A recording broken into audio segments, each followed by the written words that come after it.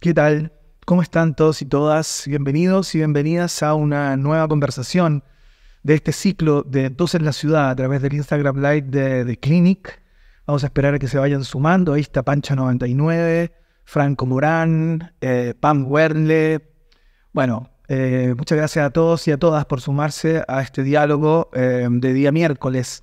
Usualmente un poquito más temprano, pero nuestra invitada del día de hoy nos pidió que le diéramos unos minutos. Así que estamos partiendo cerca de un cuarto para las 9 horario de Chile. Hoy día tenemos una tremenda invitada. Vamos a hablar con una de las cineastas del año, qué duda cabe, para nuestro país y para el mundo, ¿no? Vamos a estar con Maite Alberdi, la documentalista Maite Alberdi, quien estuvo hace muy poquito nominada a los premios Oscar por su película documental La Memoria Infinita, ¿no? Que narra esta historia de amor entre Paulina Urrutia y por supuesto Augusto Góngora, ¿no? Una película que ha dado mucho que hablar en Chile y en el mundo. Vamos a hablar de ella, pero vamos a hablar de su historia también, de las otras películas, porque con La Once, con Los Niños, con El Agente Topo y tantas películas más, ha dado que hablar permanentemente y está plagada de premios, ¿no? Ha ganado una cantidad de reconocimientos alrededor del mundo francamente sorprendente, y queremos saber cómo se encuentra hoy en día, justamente después del éxito rotundo de La Memoria Infinita. Así que vamos a conectarnos en este momento con Maite Alberdi para que se sume a la conversación y podamos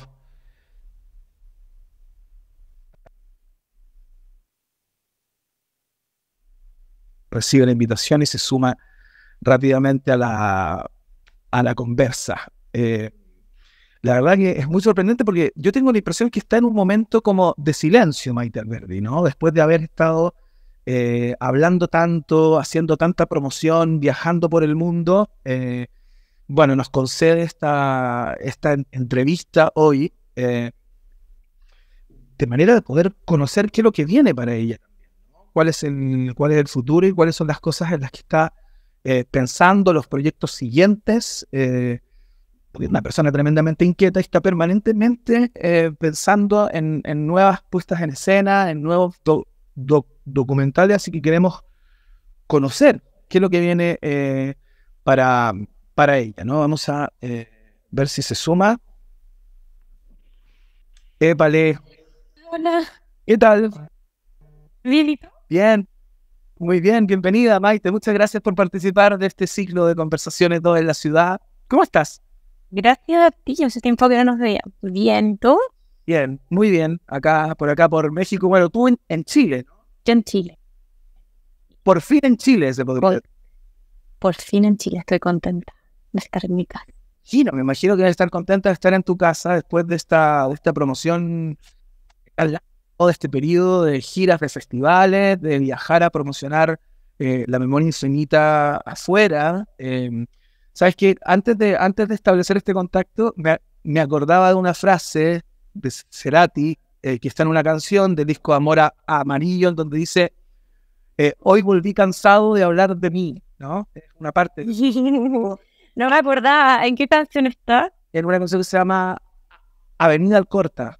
Mm, Avenida Alcorta, sí, sí, hoy volví cansado de hablar de mí. ¿verdad? Eh, Ah, Me imagino, ¿no?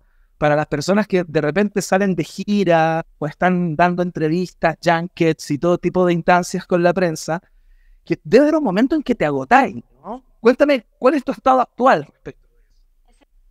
en mi estado actual. O sea, tú me invitaste a hablar hoy y yo te dije, ay, no quiero hablar más, como estoy aburrida de mí misma. Me pasa un poco eso y es raro para los cineastas, siento, porque como que yo hago cine porque quiero hablar a través de las películas, obvio, como que uno es creativo en la obra, pero después te toca tanto tiempo hablar sobre ella, reflexionar, y a mí me encanta lo que pasa con el público los primeros meses, que uno igual completa la película en ese diálogo, y con el agente topo en pandemia fue triste perderse ese feedback, y creo que me tomó muchos meses entender el diálogo porque fue todo a través de redes, entonces como completar la película y uno aprende y yo voy a la sala y me gusta ver las reacciones, pero ya después de, te diría, 3 meses, se vuelve un poco monótono y uno como que ya sabe lo que le van a preguntar y ya tienes tu respuesta pensada y articulada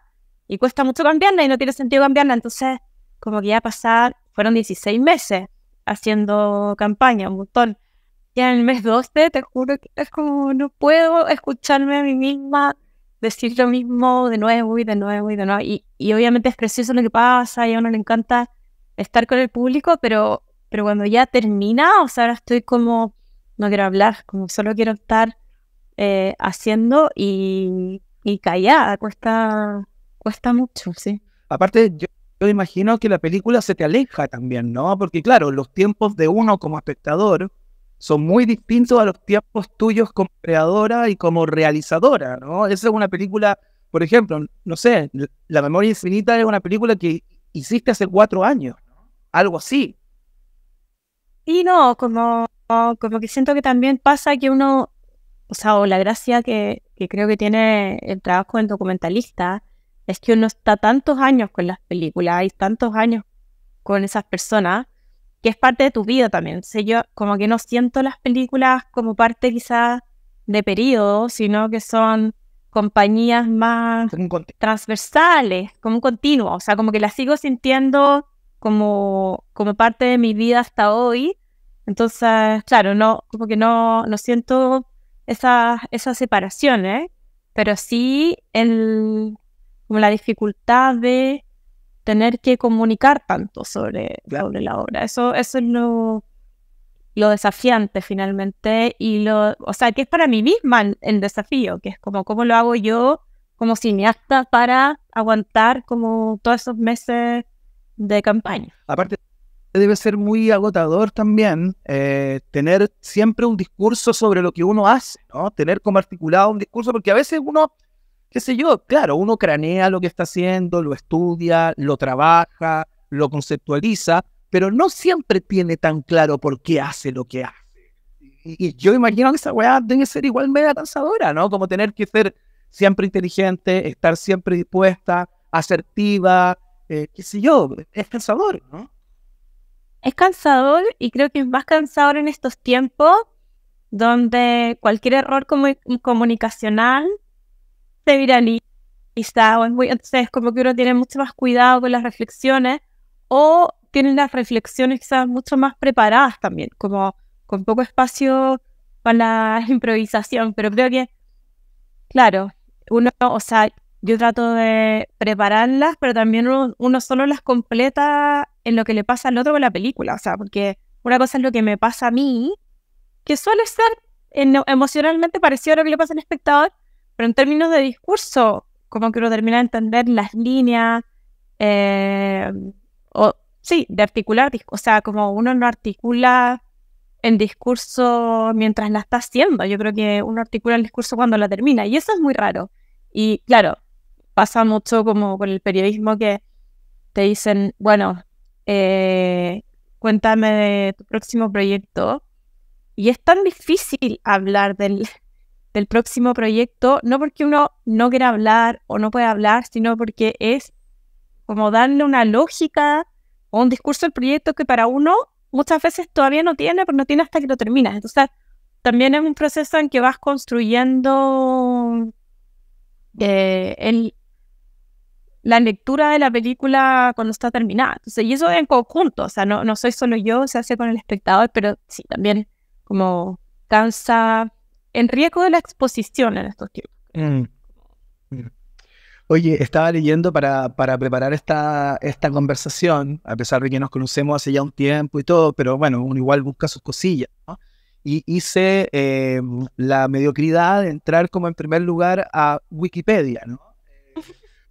Yo no he hecho nunca. Bueno, es increíble, deberías hacer ese ego tripping, particularmente por esto, porque cuando uno entra y pincha tu Wikipedia, lo primero que aparece es esto, sale tu nombre, el día en que naciste y el año, y luego sale, mira, directora de cine, montajista, guionista, directora de fotografía, productora, sonidista, directora de cine chilena. No te puedo creer, y no soy nada de eso. pensaba, yo cuando... Como no sé montar, como que jamás en mi vida he podido pegar una imagen con otra, como por supuesto jamás he agarrado una cámara, me encanta. Pero es fantástico. Como, no, es fantástico. ¿Para qué contrata gente, weón? ¿Qué haga la película? No, claro, Esto, pero me encanta porque soy incapaz de hacer cualquiera de esas cosas. pero fantástico, porque dije, Yo soy la persona que necesita más trabajar en equipo porque soy muy poco autor. ya, fantástico. Sí. Pero descartamos esa descripción, digamos, Descartaba esa descripción de entrada. como de entrada, porque dije que esta mujer concentra todo el audiovisual en sí misma. Entonces dije, No, increíble eso, una Leonardo da Vinci del... Bueno, el caso es que lo que quería saber es, desde que estaba en la escuela, en la católica, ¿no? Siempre tu norte, siempre te leíste como una directora de cine, ya sea documental, seguramente esa ruta la encontraste luego, lo podemos conversar, pero ¿siempre fue como directora o hay otros espacios del audiovisual, como muchos de los que salen acá, que te coqueteaban, digamos, mientras estudiabas? ¿Y cómo fue ese proceso de convertirte en la directora Maite Alberdi? es interesante pensar en convertirse en la directora, porque no sé en qué momento uno se convierte en director. Después de la primera película, después de muchas, solo por pensar en cine, es difícil en... Buscar como un hito. Sí, como encontrar el hito. Y además como que yo nunca, o sea, no tengo ninguna historia épica para contar de cómo llegué al cine, o sea, tengo como un Sofía Coppola, por supuesto, para narrar, o sea, fue muy como de ir descubriendo intereses, que yo quería estudiar psicología, después periodismo, me gustaba mucho escribir sobre cine, estudié estética y dije, ya, pero está bueno estudiar cine para escribir sobre cine, entonces yo quería hacer crítica al cine, y ahí en la escuela, después de estudiar estética y en audiovisual, hice el curso documental y como que se me abrió un mundo que tenía que ver con los espacios de comodidad. Porque yo nunca, o sea, cuando me tocaba hacer ficción, nunca me sentí cómoda como en la silla, dirigiendo actores, como... Creo que había una conexión con el mundo, como desde la primera vez que hice un documental en la escuela, que tenía que ver además con mis intereses de como ir a sacar fotos, de conocer gente, como estar en la calle, que me conquistó y que fue muy orgánico, que yo me quise quedar ahí y nunca pensé proyectos que fueran ficción, como que siempre mi cabeza pensó en no ficción desde ese día. Entonces, creo que fue muy natural y que finalmente las carreras siempre tienen que ver con los espacios de comodidad y con las personalidades.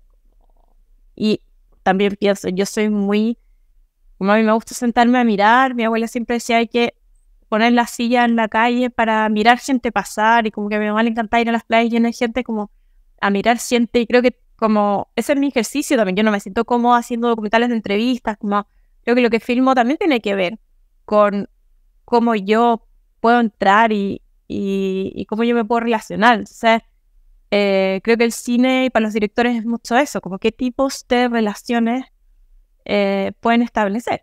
¿Y siempre te pensaste como directora, como a cargo de, No, desde que estaba y tú decías, como yo quiero como llevarla o como... no, para nada. Como que pensé que podía ser directora de foto. O sea, para mí la carrera fue realmente un espacio de descubrir qué quería y no, como te digo, quería escribir. O sea, tampoco entré pensando en ser director. Quizá hoy mucho más como que los estudiantes llegan como quiero ser director, pero en esa época además como que se acababa de reabrir la carrera, como que como que no estaba la industria que hay hoy, que la gente entra más claro. Yo creo que era una búsqueda así. Muy hermano decir quiero ser director también. Claro, pero tengo la impresión que, por lo que he leído también, que es una búsqueda que rápidamente encontró como el foco editorial, si es que se quiere decir, ¿no? Estaba mirando, hay películas que yo no conocía, por ejemplo, me pareció un micro documental del año 2004, que debe haber sido un ejercicio, bueno, tiene ya 20 años, ¿no? Que se llama Carrete. Luego, hay otro micro documental que se llama Yo no soy de aquí, del 2016, en donde te metí en unos ancianos inmigrantes con temas de demencia senil y Alzheimer.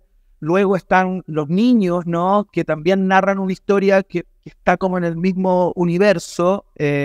Luego viene la memoria infinita y muchos entremedios, de los cuales vamos a hablar, pero quería hablar de esa coherencia, porque pareces haber encontrado como un lugar y no quiero que se malentienda esta palabra, pero en lo marginal, en el sentido de los márgenes, en las personas que están como colindando con la invisibilidad, ¿no?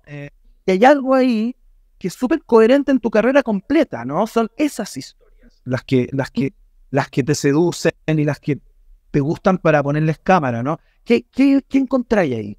¿Qué hay ahí? ¿Qué hay en ese mundo? ¿Por qué te llama tanto ese universo de los márgenes? Yo creo que me llama la atención, está bueno pensar en los márgenes, porque yo creo que todos estamos en los márgenes, finalmente. Como que yo creo que los personajes que yo filmo no están muy lejos, o sea, muy lejos de situaciones que yo vivo, que todos vivimos. Entonces, como uno suele estar al margen de lo público, uno suele estar al margen de cómo se plantean comunicacionalmente los temas. Entonces, creo que lo que me interesaba era como ponerle cara y ponerle una narrativa a temas que siempre quedaban como statements políticos o sociales, desconectados de las historias, de las identidades y de lo que pasaba en la intimidad. Entonces, como que creo que esos márgenes tienen que ver más con el retrato íntimo de experiencias vitales que muchas veces tienen que ver con la fragilidad que todos tenemos y que no tenemos la posibilidad de compartir. Yo creo que mis películas son, o lo que me interesa es compartir experiencias de vulnerabilidad que no tenemos el espacio de hablar y de mostrar desde lo que se vive. Siempre son como luchas políticas que está bien, que son causas, pero es como que el rol del cine no es luchar por la causa, como para eso están los activistas políticos. Yo no voy a cambiar una ley, yo no voy a... Claro, no es mi rol es darle imágenes o regalarle historias a esas temáticas o a esas problemáticas sociales. Entonces, creo que eso es lo que me interesa de ese margen. Claro, pero puede pasar igual, ojo, que con la película de Lelio, La Mujer Fantástica, la agenda legislativa en Chile, por la identidad de género, digamos, avanzó en ese momento. Y hubo gente que luego de ver la película, que uno jamás hubiera pensado que votaría a favor de que las personas tengan su sexo registral, digamos, y todo lo que se consiguió. Y luego de la película están todos subidos en ese mismo bote. ¿Verdad?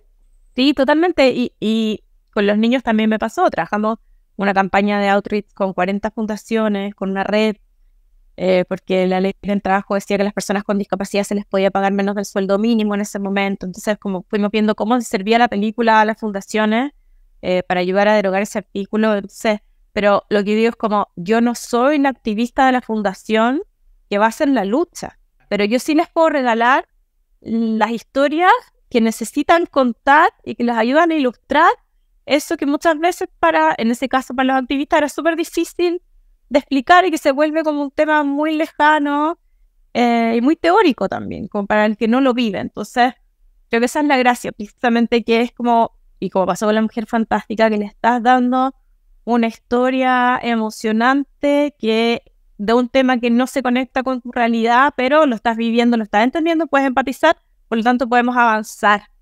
legislativamente en ese tema. Entonces, como, ese es el rol del cine finalmente. Entonces, lo que digo es como, no es que yo no tenga la intención de que se produzcan esos cambios, pero yo no voy a ser la activista que va a generar el cambio. O sea, como, entrego los materiales para eso. Y lo mismo con la memoria infinita. Como, obviamente, la han usado mucho las cuidadoras y el gobierno también, y como, como ayuda a discutir sobre los temas de cuidado, por supuesto.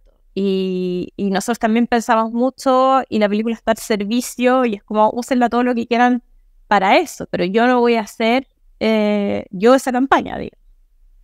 Oye, Maite, a propósito del tema de las temáticas que te gusta como retratar, ¿no? En muchas de ellas está incorporada como la exposición del dolor, ¿no? Como de ciertas tragedias humanas.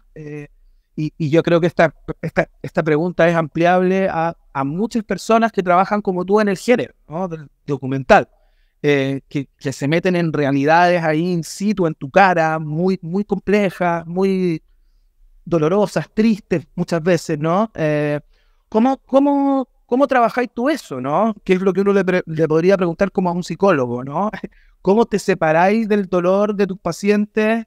Porque luego llegáis a la casa y hay que ir a comprar el pan al día siguiente, después que hayas estado poniendo la cámara, estoy pensando en la Paulina y Augusto Góngora, en un momento súper doloroso, de mucha intimidad, cuando una de las partes de esa pareja empieza a pensar que el otro ya no la recuerda y todo se fue al tacho y tanto tiempo y hay una frustración ahí y hay un dolor en quien está detrás de la cámara, imagino yo. ¿Cómo? ¿Qué es lo que hacís con eso? ¿Lo expiáis de alguna manera? ¿Convivís con él? Porque esto no es ficción, es verdad. Está Sí. Sí, yo creo que, a ver, cuando uno hace documentales, como está abriendo su vida a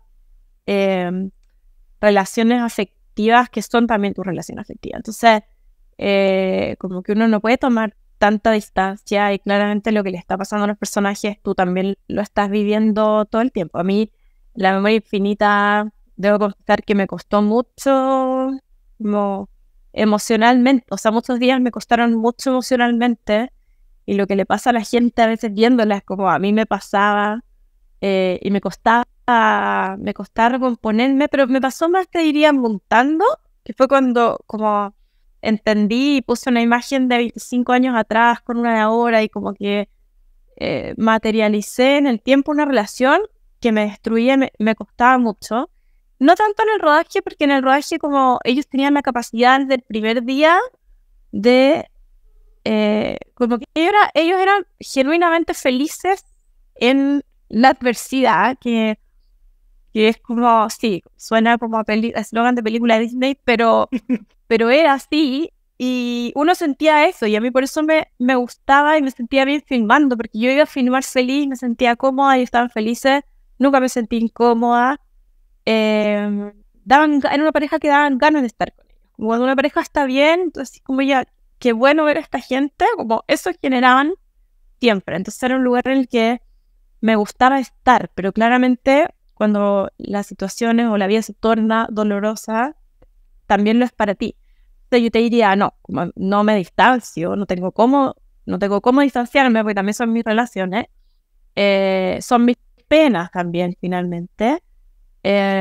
Pero bastante terapia, o sea, como que siento que mi terapia muchas veces es la terapia de mi relación con los personajes y de lo que vivo y de cómo procesarlo y de qué estoy leyendo. Creo que como casi que debería ser un ítem de mi presupuesto de la película la terapia, sí.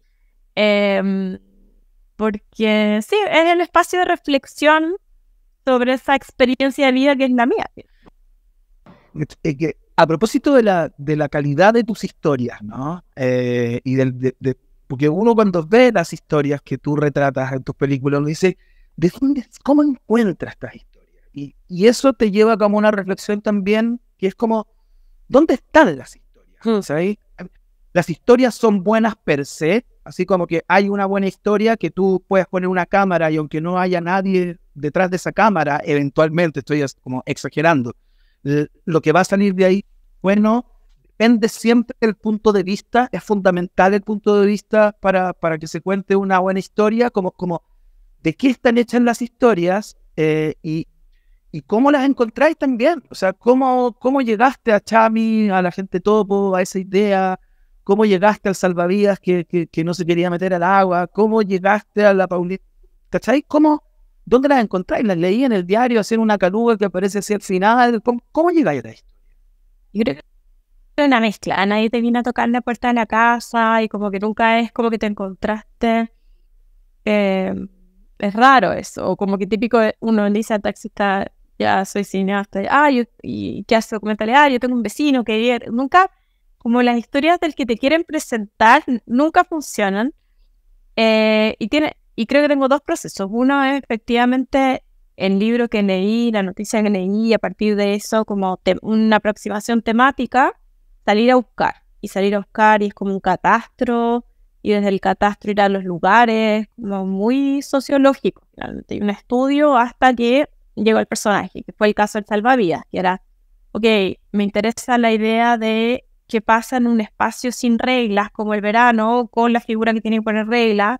Entonces, busqué salvavidas en todas las playas de Chile, hasta que encontré este personaje. Entonces, no es, me apareció este personaje, salí a buscar, a partir de la temática, para el personaje que quería. Lo mismo los niños, que la pregunta fue, ¿qué pasa cuando las personas adultas con síndrome de Down, como que fueron criadas como niños, porque la expectativa que había en ese momento era de 20 años, entonces no era el contexto de hoy.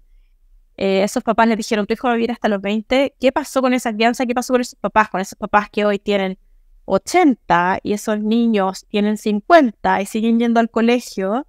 ¿Y qué pasa cuando mueren los padres? O sea, como yo no estaba hablando del síndrome de Down en general, ni de las nuevas generaciones, sino como específicamente de esa problemática, y salí a buscar personas de esa edad que estuvieran viviendo ese problema. Entonces, a veces es teórico y salí a buscar, y otras veces, como pasó con la Paulina y Augusto, que obviamente yo no los conocí personalmente, todos sabemos quiénes son, pero los vi en una situación pública y me llamó mucho la atención la relación que tenían. Entonces fue como de guata, y al final creo que no creo tanto en las historias, o sea, porque uno no puede decir el documental, oye, tengo una súper historia, porque yo que filmo al presente, no sé cuál es la historia va a pasar.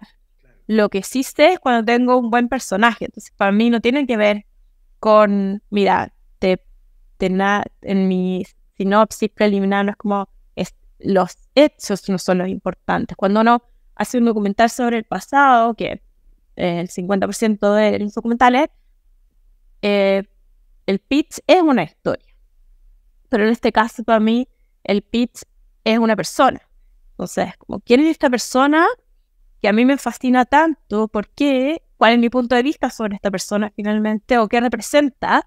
Pero tiene que ver con lo que me provocan a mí. O sea, tiene que ser alguien que me emocione, que me haga reír también. O sea, para mí el humor es, o sea, como que se aproxime a la vida de una manera que a mí me parezca interesante, que yo admire, que yo quiera pasar 5 años con esa persona también, porque me pasa mucho que tiene que ser gente con la que quiero estar.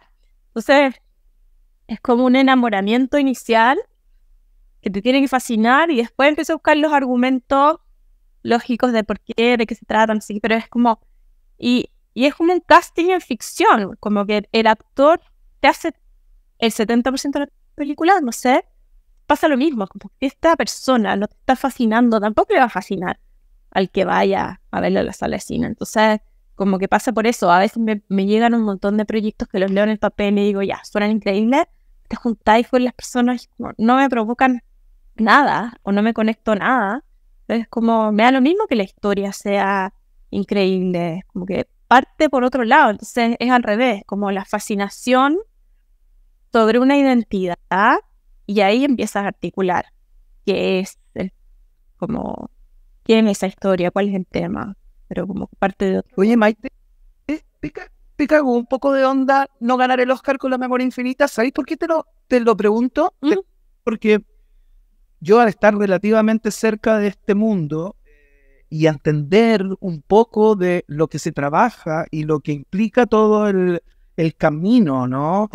Creo saber, yo creo que ni me acerco a lo que es realmente, pero creo tener una idea de cuánto se trabaja y cuánto se invierte cuando ya estás en esa ruta, cuando ya... y claro, y todo desemboca en una ceremonia, en un momento en que hay otras personas que compiten contigo con otras obras, y yo imagino que en algún momento se te tiene que pasar por la cabeza así como, puta madre, güey, todas las renuncias que tuve, todo el tiempo que invertí, todo el desgaste, qué sé yo, hasta toda la plata, hablé con gente que no me interesaba en lo más mínimo hablar, ¿cachai? Entonces, ¿Te pasó eso? Puta que lata no haber ganado esta wea. Mira, sí, no, como honestamente, por ejemplo, en el Topo no me pasó nada eso, ¿No? porque no, para nada, porque en el Topo fue como, siempre es milagroso, o sea, a nosotros nos carga que nos digan, ¡ay, qué suerte tuvieron! Es como, no tuvimos suerte, hicimos demasiado para estar ahí, pero nos pasaron tantas cosas con el Topo que no la pudimos estrenar porque era pandemia. Claro. Cuando era la ceremonia no sabían si hacer presencial, si no hacer presencial. Tuvimos que pedir un permiso presidencial para subirnos al avión. Llegamos a la ceremonia, no sabíamos si íbamos a entrar porque te hacían PCR todos los días. Entonces, como ya estar ahí.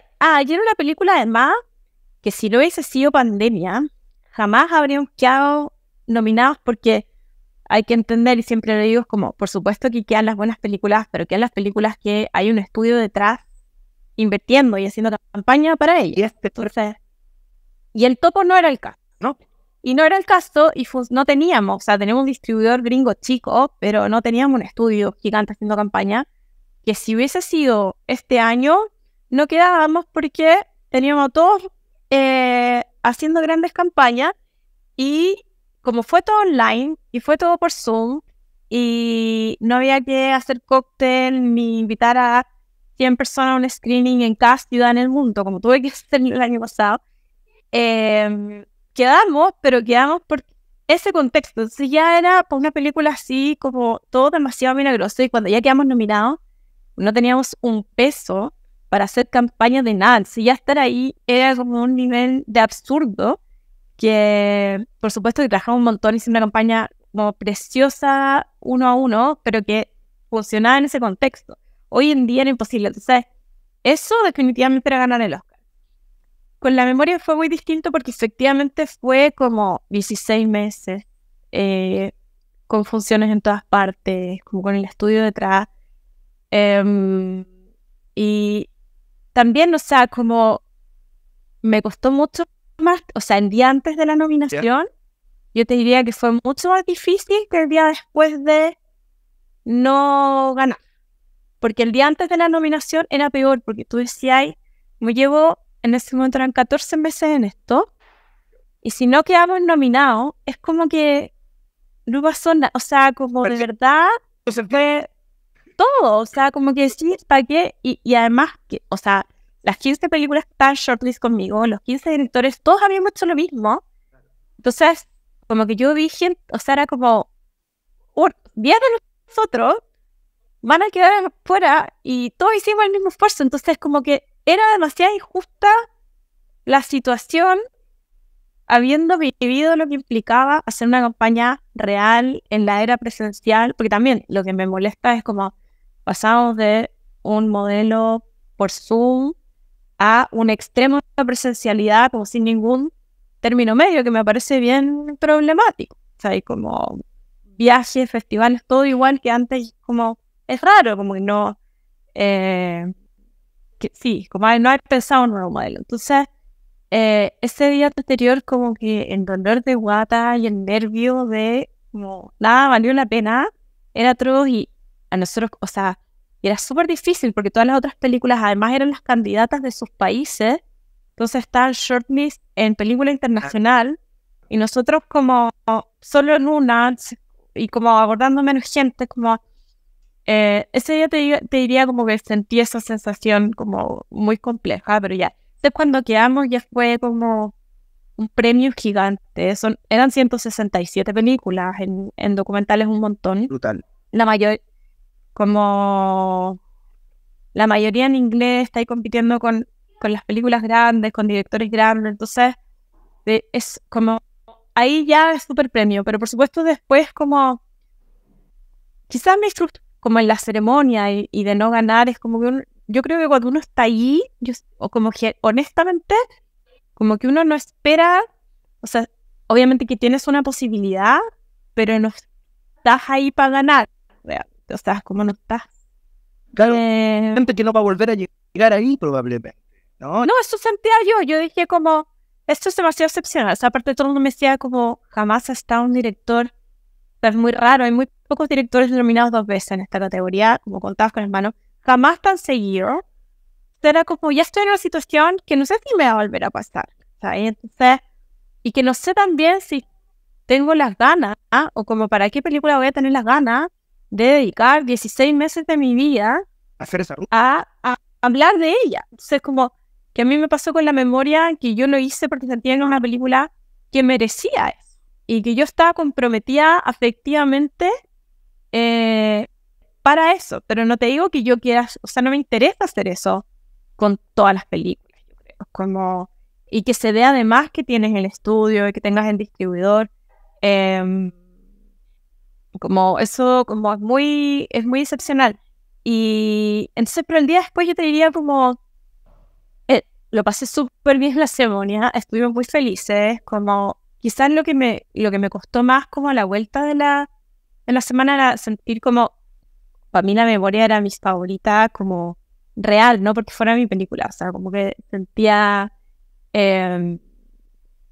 como, yo estoy muy orgullosa de La Memoria Infinita, entonces como yo misma sentía que, no sé, o sea, como que para mí es tan perfecta que yo misma no sé si vuelva a ser una película que a mí me guste tanto. Entonces mi nervio como directora, me dice, chuta, Wow. no sé si como yo me vuelva a enorgullecer a ese nivel de mis películas. Como que eso era mi miedo, más que como lo gané o no lo gané, era como, hoy voy a querer hacer todo esto de nuevo, porque me va a provocar tanto una película como esta, como esa creo que fue mi duda, y también entender, o sea, como que una competencia súper política también, como entender que pasan otras cosas, como todo eso, claro, pesa y cuesta. Sí, es difícil por todo el esfuerzo también, no lo voy a negar. A propósito de lo que comentaba y de que es tan política, ¿no? Me acuerdo de cuando estábamos viendo la ceremonia de los Oscars, estábamos acá en México con un conjunto de personas viéndola muy, muy entusiasmados ante la posibilidad de que te ganaran el Oscar, digamos. Y había una persona que después, cuando ganó esta película ucraniana sobre el conflicto ruso-ucraniano, es una persona, digamos, una persona mexicana, como que no tiene que ver con un círculo tuyo cercano, ni mucho menos. Dijo, ¿sabéis qué, weón? Este tipo de películas, como la de esta ucraniana que ganó, que ella había visto, de hecho dijo, ¿sabéis que tiene que estar en otra categoría? Sí, Esta weá es otra. O sea, si queremos hacer reportajes televisivos, poniéndole la cámara a un lugar después de un bombardeo, eso es otra historia. Las películas como La Memoria Infinita tienen que competir en este otro lado. Y nos cagábamos de la... Pero... No, es verdad, como esa es mi sensación, como que yo siento que que estoy ahí en una categoría, que no me pasa mucho en internacional, una categoría como donde la gente siempre va a votar por causas, que es como el voto Hollywood de, como que lo que no hacen, como, sí, lo que necesitan hacer para expiar culpas muchas veces es como, ya, yo voto por esta causa, muchas veces sin ver las películas, que eso también es lo más frustrante. Yo creo que la mayoría vota sin ver esa categoría, no digo todas, entonces también están votando por un tema y no por la película necesariamente. Entonces como evidentemente pasa mucho en documental que pesa la contingencia y pesa la actualidad y pesa el tema. No te digo que no lo sean, pero como creo que documental todavía es una categoría aparte. En ficción uno tiene 10 nominados de todos los estilos, de todas las formas. Entonces, sí, ya, como se presta para esa diversidad. Acá es como una categoría donde compiten cosas que son diametralmente géneros distintos, te diría yo también. Y no sé, acabo de leer La crisis de la narración de Butcher Han, que me encantó, que decía mucho eso, como que los relatos se están volviendo sobre la actualidad y la narrativa es sobre la actualidad y eso y sobre lo que está pasando, y eso pasa tan rápido. Entonces como que no digo que no sea importante, pero como dices tú, lo siento como otras categorías. Separar esa weá, hay que separar. Tú, como miembro de la academia, tienes que presionar porque no tiene nada que ver una cosa con la otra, son deportes distintos, tengo la impresión.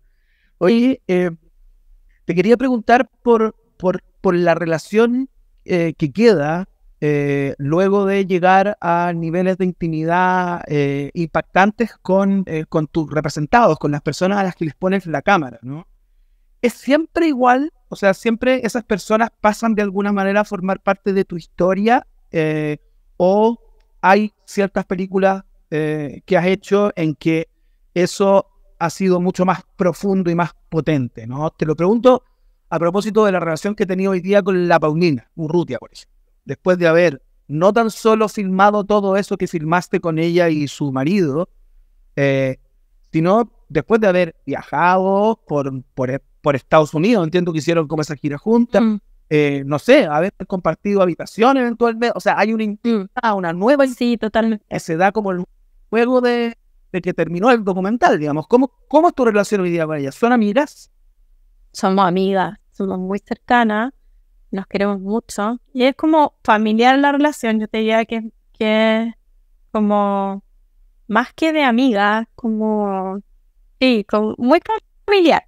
Como, Una prima. y sí, una prima, una hermana grande, no sé, como... y no, mi abuela tenía 5 hijos y cuando le preguntaban cómo es la relación con tu hijo, decía, no todos los dedos de la mano son iguales. O sea, es como, sí, como los quería todos, pero no te puedo comparar una relación de un hijo con otro. Me pasa lo mismo con mis personajes. Como obviamente tengo una relación profunda con todos he vivido cosas muy importantes.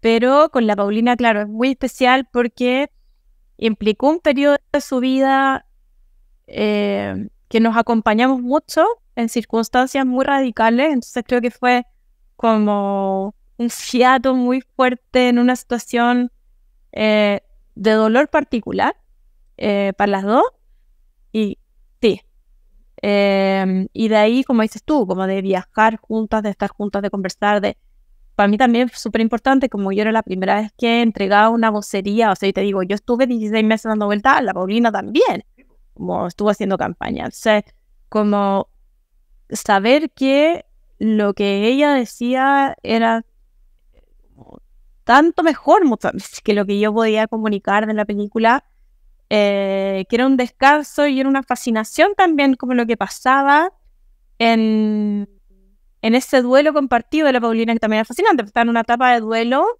hablando de su duelo, hablando con la gente.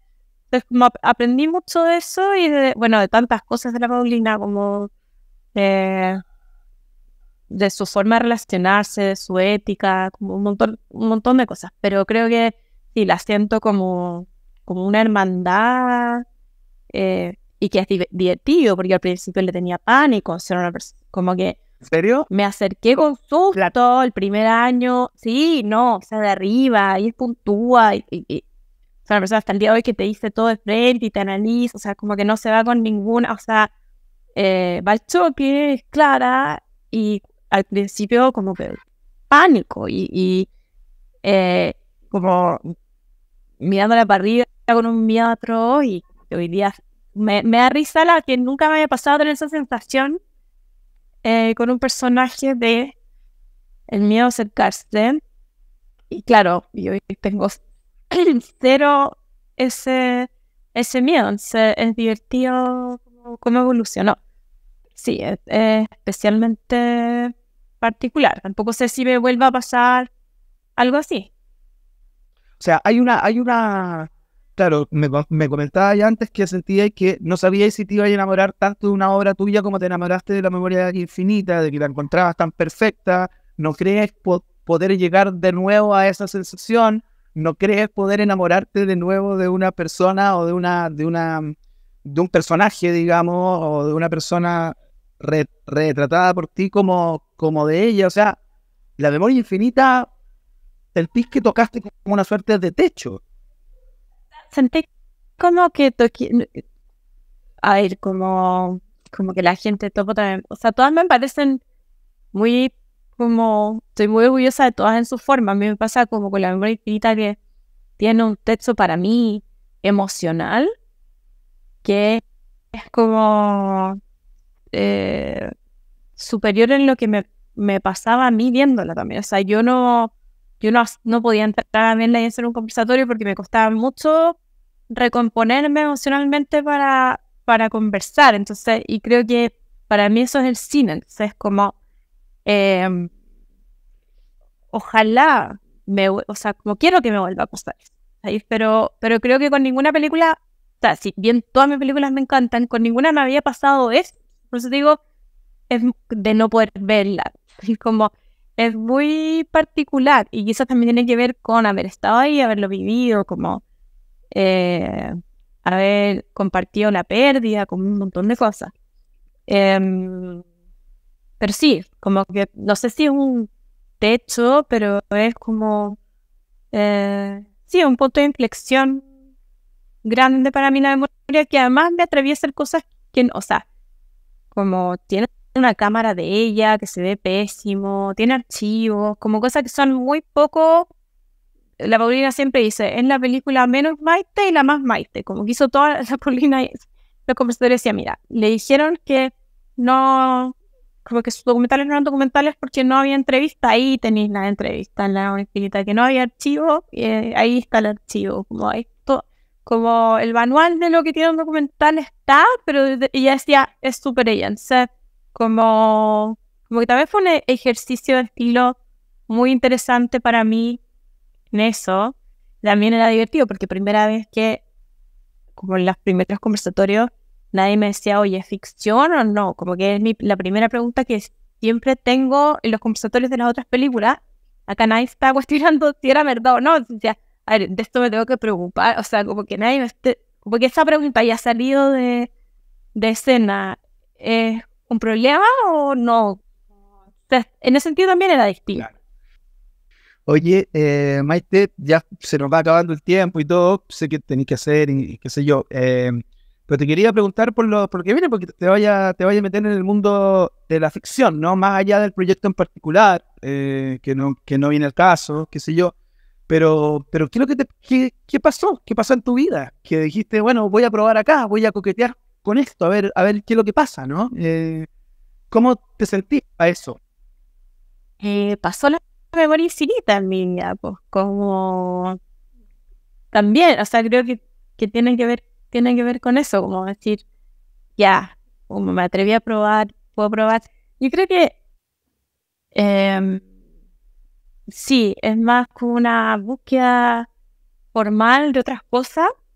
En el caso puntual de la ficción, claro, era una historia de no ficción que adaptamos, entonces es como que era una historia que me habría encantado hacer documental, pero era de época y no se podía porque no había con quién hacer. Antes yo te diría, para mí es como, sería como el documental que yo habría hecho en los 50 sobre esa historia, pero ficción, ¿cachai? Entonces como esas posibilidades te regala la ficción y también fue muy interesante el ejercicio porque es tan distinto, porque te dicen ya no es tan distinto, es tan distinto el ejercicio de el rol del director como de tener el control, porque yo en los documentales soy ser o sea, como en la escuela te enseñan a como que el director es el que toma las decisiones, como yo en un documental jamás he dicho acción, corte, como que tomas decisiones, pero en realidad las decisiones las toma la gente y tú estás todo el día como, por favor, que esta persona me deje entrar al día siguiente, me pueden grabar como pisando huevos todo el rato, no sabes si va a terminar o no va a terminar, entonces, como es en descontrol total. Y pasar a este otro mundo donde uno puede tomar todas las decisiones y que las cosas se controlan y que resultan desde el control, es muy extraño como ejercicio inverso para mí, como decir ya, se puede crear desde la toma de decisiones permanente, que eso es raro y me pareció interesante. En mi cabeza sigo pensando siempre en proyectos documentales y nunca de ficción. En todo caso. De repente, Funciona. claro, igual, de repente también puede ser como un exceso de realidad, ¿no? Como post la memoria infinita, como que, bueno, es demasiado verdad, es demasiado carne, almas, y hagamos otra cosa, ¿no? Ahí sí, total. Sí, como que lo que te decís, como ya, como que llegué a sí, puede ser, exacto, como este extremo de verdad, este extremo de emocionalidad, probemos otras cosas. Oye, mucha gente comentando, no sé si has podido leer, pero No, ha no es pasado. Irán Loa y amor, gracias por tu hermoso trabajo, te admiro demasiado. Mira, nos pregunta ahí una chica, dice, Ferget Semani, dice, ¿das clases en alguna parte? ¿Dais clases? No, a veces hago algunas clases cortas, pero no, hace tiempo que no hago clases, no, hago talleres. Sí. No, en realidad.